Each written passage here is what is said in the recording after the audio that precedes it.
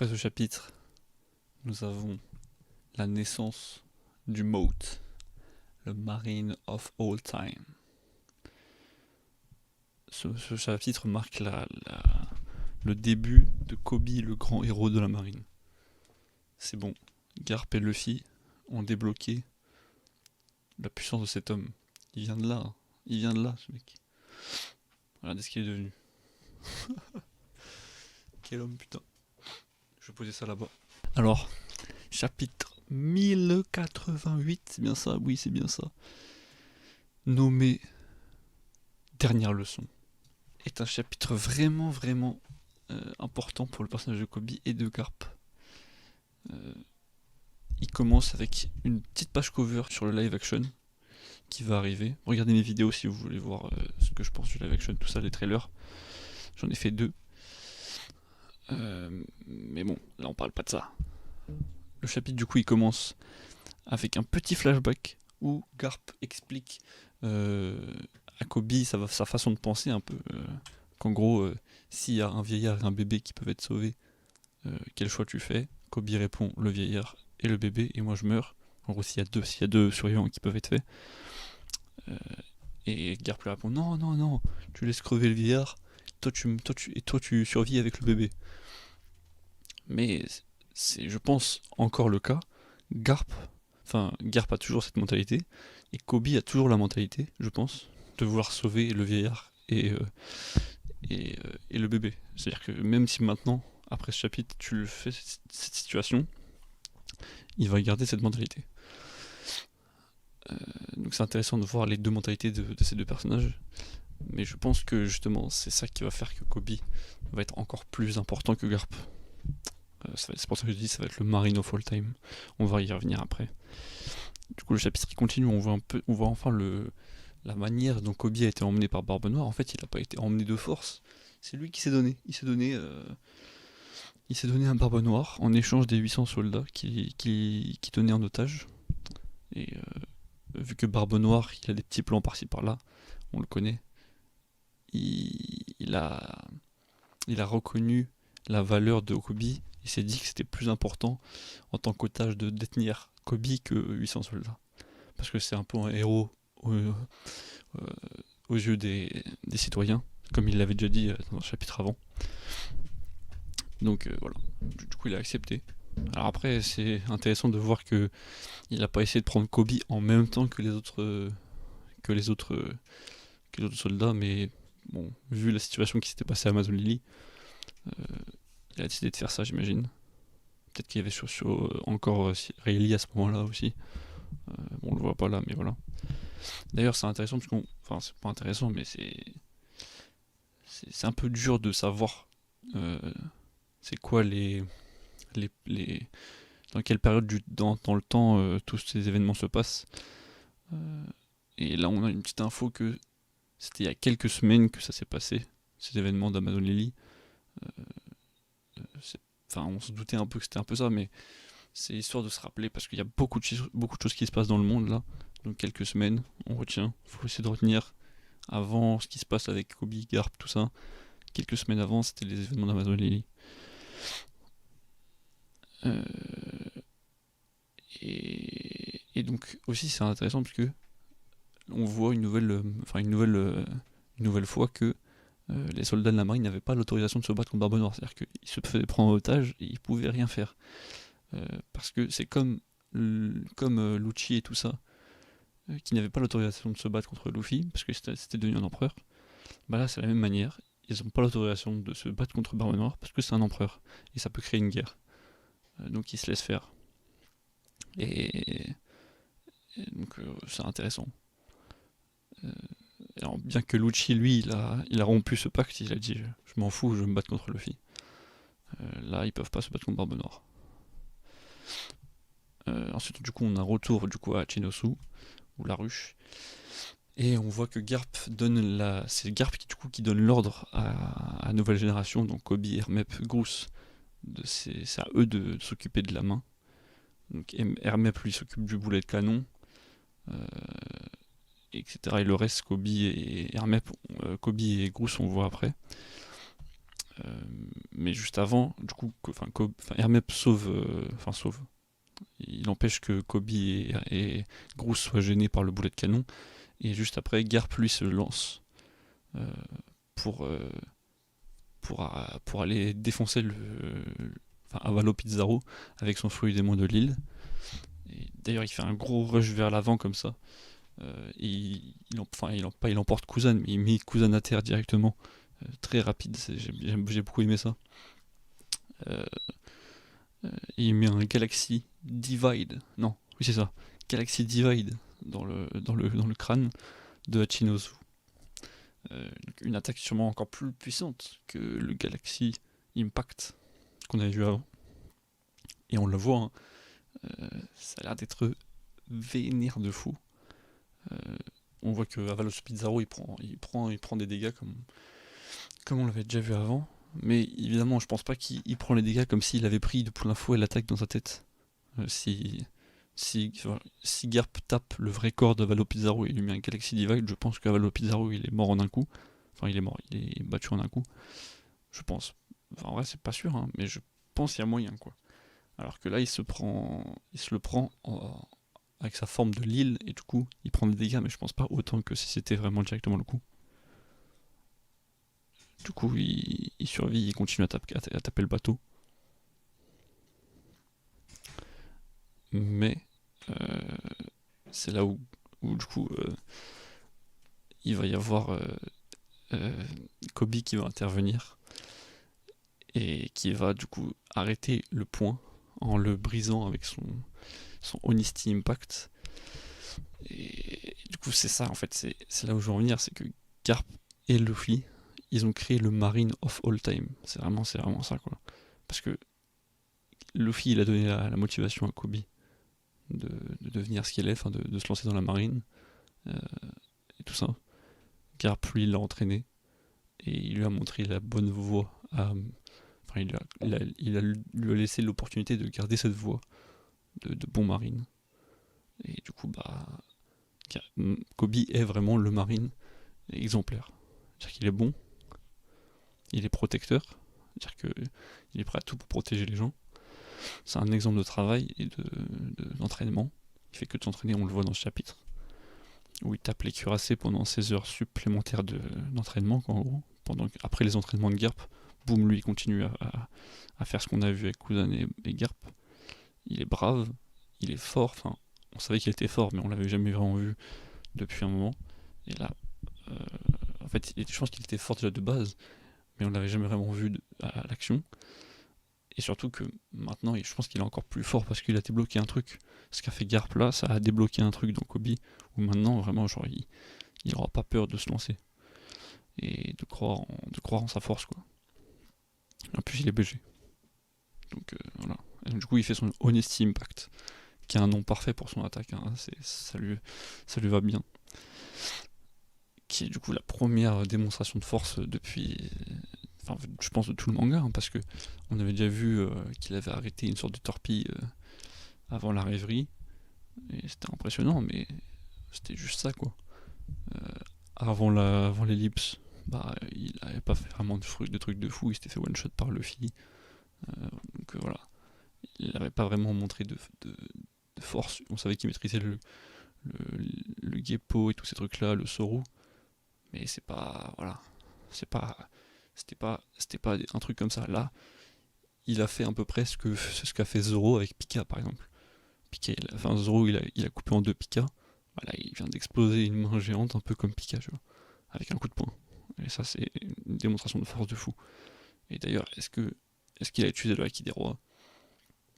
J'ai vu beaucoup de gens débattre sur ça. Est-ce que Kobe a le Haki des rois ou est-ce que c'est le Haki de l'armement? Parce que c'est toujours un flou un peu.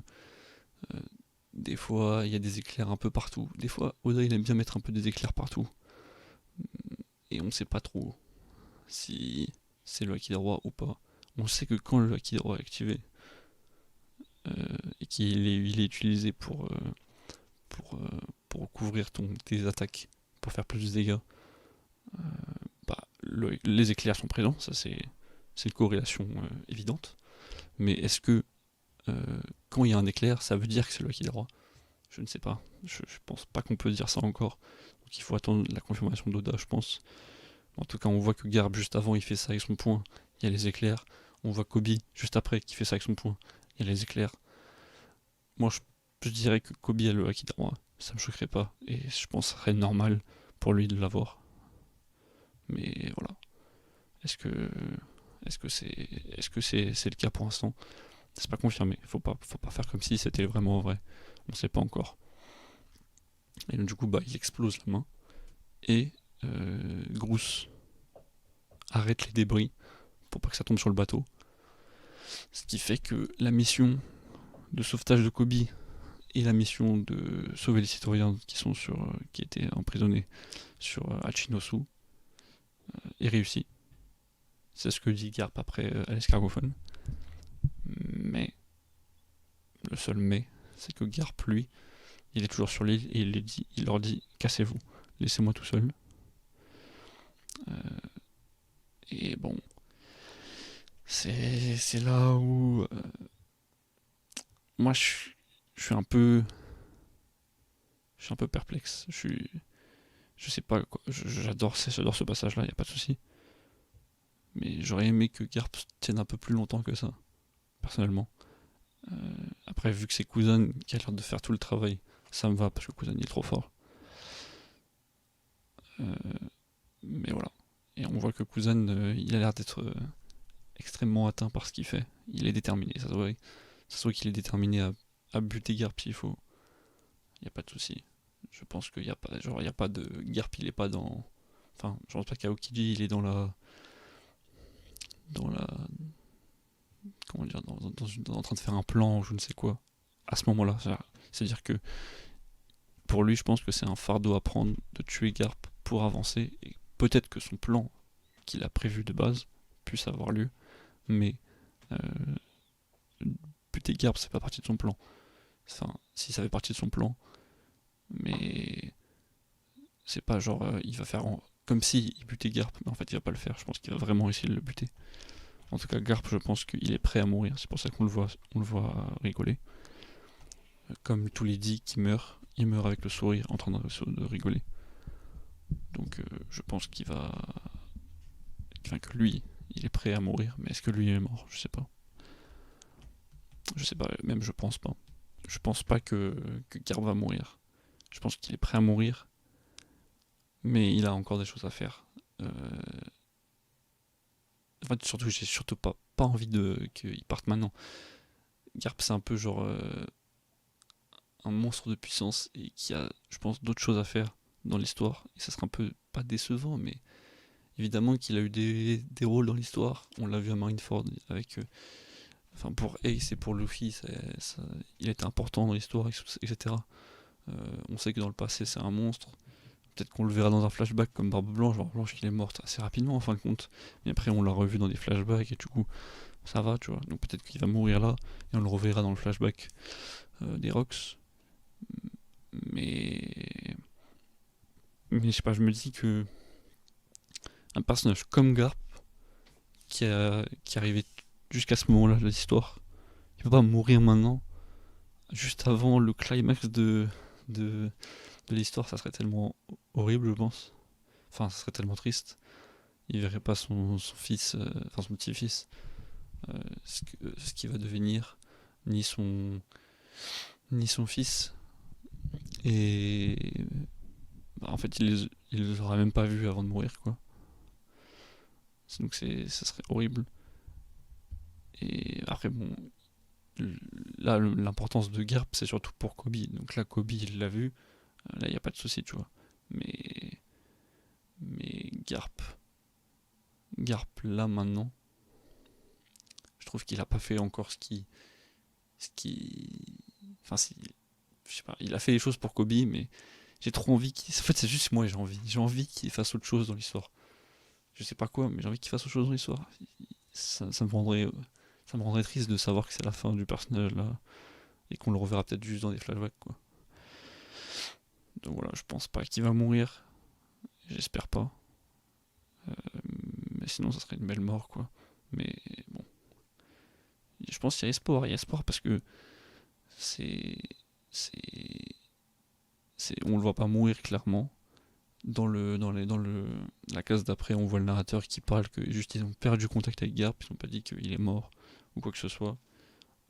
J'ai vu juste un truc qui est intéressant sur Twitter, de quelqu'un qui a dit euh, que, que Garp pourrait être gardé vivant par l'équipage de Barbe Noire pour que ils utilisent le fruit démon de Pudding, pas en la tuant, pas en lui volant son fruit démon, mais vu qu'ils ont capturé Pudding maintenant, ils vont peut-être l'emmener et forcer Pudding à lire la mémoire de Garp pour que Barbe Noire puisse voir ce qui s'est passé à God Valley et du coup voir ce qui s'est passé avec Crocs, avec Roger, Garp, tout ça. Et du coup, peut-être sûrement découvrir des mystères, etc. Donc, ouais, intéressant. C'est pas mal comme idée. Je pense que c'est une bonne façon de le faire revenir. Et de potentiellement le faire en sorte qu'il soit vivant. Et que quelqu'un le sauve, ou je sais pas quoi. Ou peut-être pas que quelqu'un le sauve, mais qu'il soit vivant. Et qu'il puisse faire un dernier move, tu vois, avant de mourir, je sais pas. Voilà. C'est intéressant. Et donc, du coup, on a la transition ensuite vers Egghead. Enfin, on va revenir avec Egghead. Enfin, enfin. Je suis content de revenir avec Egghead, y a pas de souci. Mais c'était très bien avant aussi. Donc, c'est juste que ça fait très longtemps qu'on n'a pas allé à Egghead. Donc, je suis content de revenir sur Egghead. Mais c'est très très bien les chapitres d'avant. Même sans Luffy, tout ça, ça fait longtemps qu'on n'a pas vu Luffy. Je sais pas si c'est peut-être pas le moment dans le manga où on a eu le plus de chapitres sans Luffy. C'est possible, hein. Parce que je sais qu'à la rêverie, on a eu pas mal de chapitres sans Luffy, mais c'était pas autant, je crois pas. Donc là, c'est quand même pas mal de chapitres sans Luffy. Et je sais pas s'il y a eu un autre moment dans l'histoire où on a eu beaucoup de chapitres sans lui, je ne crois pas. Et ouais. Et du coup, on apprend que Luffy s'est retranché sur Egghead. On voit que le haut de l'île, donc Punk Records, est toujours au niveau 100, donc je pense pas qu'ils sont en bas de l'île, ils sont toujours en haut sur Punk Records, avec le cerveau de Vegapunk, quoi. On voit qu'il y a beaucoup de navires de guerre qui arrivent sur l'île, donc potentiellement que Sanji Garcia est arrivé. On verra ça dans les prochains chapitres, avec Kizaru évidemment. Est-ce qu'il y a eu un contact avec Kizaru, Sainte J. Garcia, putain, Saturne, depuis, je sais pas. Qu'est-il advenu des Séraphimes? Parce qu'ils étaient avec les Séraphimes en haut. Qu'est-il advenu de Vegapunk? Qu'est-il advenu de York? Est-ce qu'ils ont réussi? Est-ce que Robin, je crois que c'était Robin qui allait vers la salle de laboratoire, enfin pas la salle de laboratoire, mais la salle cachée où se trouvait Vegapunk. Je crois qu'il y avait Robin avec quelqu'un d'autre qui allait vers cet endroit. Avec Atlas, je crois. Et peut-être Chopper, mais je suis plus sûr de ça. Ils allaient vers là-bas, donc peut-être que c'est eux qui vont sauver Vegapunk, on verra ça. Et ouais, donc impatient de voir maintenant ce qui va se passer avec Luffy. Comment ils vont survivre à ce Buster Call gigantesque, c'est un Buster Call x 10 qui va arriver. Plus un amiral, plus Sandy Garcia. Qu'est-ce qui va se passer? Genre, c'est censé être un événement majeur de l'histoire de One Piece qui va se passer sur Egghead. Donc voyons voir. Très très impatient. Voilà. Je crois que j'ai fait une vidéo pas trop longue cette fois-ci. Donc ouais, voilà. N'hésitez pas. Like, commentaire.